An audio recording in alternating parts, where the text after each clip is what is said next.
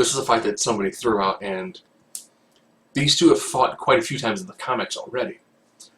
Now, of course, I've got White Iron Fist, which, of course, is Eye of Agamotto enhanced. Well, the immortal weapon of the Agamotto Iron Fist.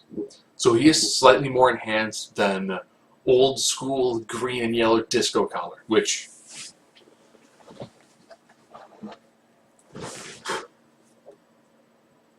I don't know if you can, how much glare is on there. Here, of course, is the first Iron Fist, and of course, mine is signed by Chris Claremont.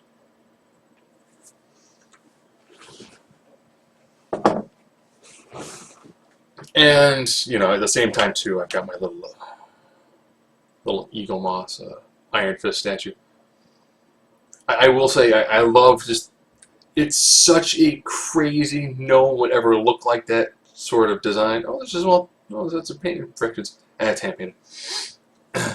I love 70s kung fu written thing.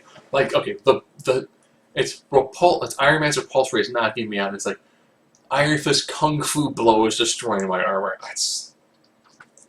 That was written with a straight face. Kung fu blow in like giant bold letters. Love that stuff. Old school Iron Fist is amazing. Now, I do actually have 3 volumes of Iron Fist. It's normally his closer to a single issue run, so there's no heroes for hire in that run. But, great character. Then, of course, Wolverine. Everyone knows Wolverine. Everyone does. Now, you might notice I've shortened it. The reason why, normally I have intelligence, fightability, strength, speed, durability, invulnerability, energy rejection, versatility, and X Factor. Well, Iron Fist isn't throwing Hadoukens. Wolverine does not have the ability he has in the arcade game. Yes, the old school side-scrolling beat-em-up. He doesn't have, like, the laser. So I've got 2 guys who are just physical fighters. They're not gadget users. When it comes to these 2 guys getting into a fight, it is going to be... It's this. It's either the occasional glow or shtick. So I've removed that. So we'll get right into this. Intelligence. Iron Fist pretty much has a mystical background where he has essentially the equivalent of a high school education, but he's also run quite a few businesses, lots of not-for-profits, and he has a pretty solid background in all things mystical. Wolverine, depending on writer, either he has memory blocks or he's got false memories where he remembers everything, but they might or may not be true. I've always really loved the idea of, since he's constantly regenerating, his brain is regenerating, that's why he has gaps in his memories. Because essentially it's kind of like rewriting the neurons every now and then. It's like taking a hard drive, and then occasionally, as you get too much stuff, clearing some of it out. So I will give Iron Fist an edge when it comes to intelligence. Well, that's because, given what he does, and the fact that he has a really good background when it comes to economics, business running, things of that nature, as well as a really solid mystical background. Fighting ability. I'm going to hear it on this one, but Iron Fist. There's always the joke that Iron Fist is a superhero whose superpower is martial arts. He's easily one of the best fighters in the Marvel Universe. Wolverine, if you actually read through a lot of his comics, he's not a very good fighter. What helps him is the fact that he can take an absolute pounding and keep on going. He's more based on the healing factor allows him to keep on going. And plus, if you see a lot of his fights with people, something like Psylocke has beaten Wolverine in fist-to-fist combat, in hand-to-hand combat. A lot of people push Wolverine a little bit. He loses edge because he goes more of animalistic style, and then someone who has a higher degree of skill puts him down pretty easily. So he's a good fighter only because of mutant ability. If he didn't have the regeneration that he has, he'd probably be an amazing fighter. But he spent a lot of time just getting used to, oh, you got a gun, you can shoot me, and I'll be fine. Then you got a knife, you can cut me, and I'll be fine. Strength. Even though Iron Fist does have the ability to augment his strength and become stronger. Wolverine, again, depending on writer, since his bones are laced with adamantium, he's essentially, every movement he does, from the time he wakes up to when he goes to bed, even rolling over in his sleep, is weighted. His muscles are constantly under the additional stress of adamantium lacing on his bones. So his strength is going to come from both just that natural additional exertion on his body, as well as the fact that when he throws a punch, his punch is going to be weighted. So again, depending on writer, some people say he's, he weighs 400 pounds. Other people have him, 250. It always depends on writer, how they want to define the weight of adamantium, as well as the amount on his skeletal system. For a while in the early 90s, he was listed at almost 2,000 pounds, given the weight of the adamantium on his body, given the density of adamantium and the interlacing of his bones. But either way, even though he's a shorter guy, he does have the added additional weight and mass of the adamantium plates to his skeleton. Speed. No problem giving this to Iron Fist. Iron Fist has actually shown that he has the ability to maintain physical combat and contact with people who have small levels of super speed. He also has a tremendous level of height and agility. This is a guy who can fight like a blur. He's held his own against people like Captain America, Spider-Man, Black Panther. He's held up with people who have legitimate superhero levels of agility and speed. So he definitely does take it there. Durability.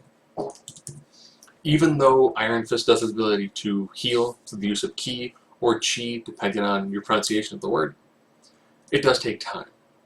In one of the Marvel Comic Presents, an amazing anthology series, where you did 2 books, one side, the 2 books the other side, you actually flip the whole book essentially vertical to read it.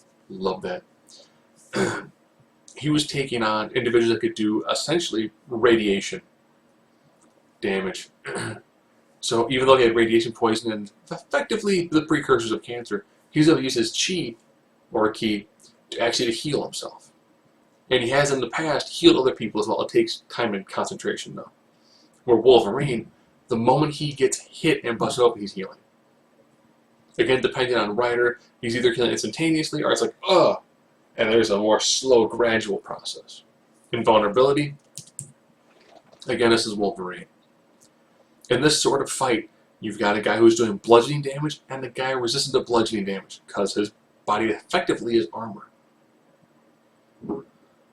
Where Iron Fist, depending on writer, he's either fully open-chested, fully opened arms. He's not wearing armor. That would affect his overall agility. Here we go, X Factor. And for me, this one depends on how you want to take the fight. If this is a fight to the death, it's Wolverine. Iron Fist has the ability to knock Wolverine out, and probably knock him out for a good amount of time. But he kind of lacks an ability to kill Wolverine as easily as Wolverine can kill him. However, I don't do these fights to the death. I don't see a reason to.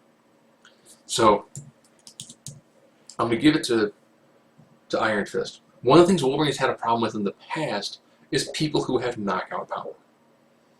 When he's fought someone like Spider-Man, Spider-Man has shown that if he can get a good shot on him, he can knock out Wolverine. He's done it quite a few times.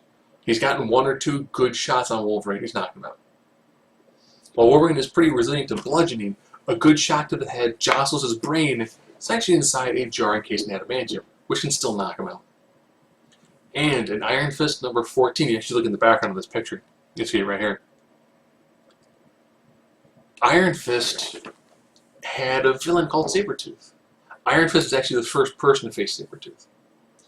And he was able to use the Iron Fist while snowblind and knock out Sabretooth. And in the majority of their fights they've had, Iron Fist has shown the ability to knock out Wolverine. Pretty effectively, too. In these sort of fights, it comes down to they both have the ability to knock each other out. They're very, very evenly close, evenly matched individuals. the skill level on Iron Fist is a little bit higher, and his speed is higher. He's taking on the guy who can consistently hit heavy and will not get tired. It's going to be hard to knock out, but he's taking on a guy who's more centered when it comes to the overall fight. You also can say from intelligence standpoint, once the fight gets kind of farther, Wolverine's going to go more animalistic, which will affect his intelligence as well as his fighting ability, but will also enhance his strength and vulnerability and durability. But you really can't get Iron Fist out of a fight. His body is designed for a fight. He is the fight. And now he has the ability to do not just one Iron Fist, but he can do quite a few of them one after another. And one of them was able to put down Sabretooth while Iron Fist was blind. So a blind Iron Fist was able to effectively get his one good hit on Sabretooth and knock him out. And he consistently beat Sabretooth too, because he had the speed to keep out of the range of Sabretooth. Sabretooth, yes, does have enhanced speed, does have enhanced strength, and a really good recovery ability, but he was still able to get felled by the Iron Fist. And of course, when he was in the white costume, they actually showed him punching a train, as well as absorbing the energy of other individuals. So he has a tremendous amount of just overall raw skill and power. And this is a fight where he can easily dodge Wolverine, and he can probably get a couple of good shots. I think this would have, of course, I say recently, I mean, you know, I've read comics over the course of 30 years, so recently could be anything within 5 to 10 years. They did a spar where the rules were no fist, no claws. And Iron Fist was still able to pretty much beat Wolverine through uses of knees, kicks, and elbow strikes, where Wolverine could not use his claws. That's a reason why he is a living weapon.